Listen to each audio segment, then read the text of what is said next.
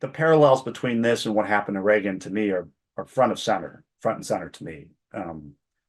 Both men are shot at, and apparently Trump was wounded.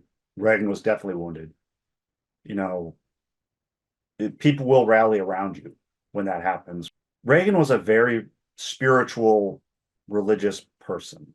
And he believed in forgiveness, and he started praying for Hinckley. And it's in his diary that he did that.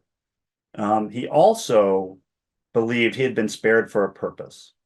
And that purpose was to help reduce the threat of nuclear war, which helped guide his entire presidency. What the assassination attempt did for Reagan, too, was that it built a bond with the American people. Reagan would lose more than half, 70 years old, by the way, and he'd lose more than half his blood volume because he'd been hit. He was in shock at the hospital.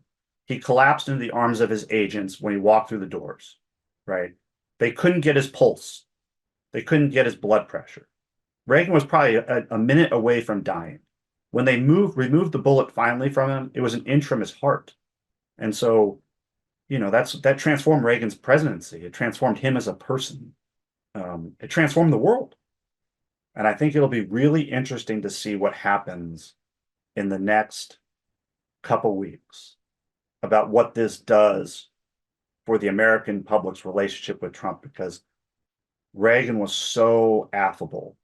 He diffused so many situations with humor and kindness, and he was easier to like. And our times were not as polarized in 1981 as they are today.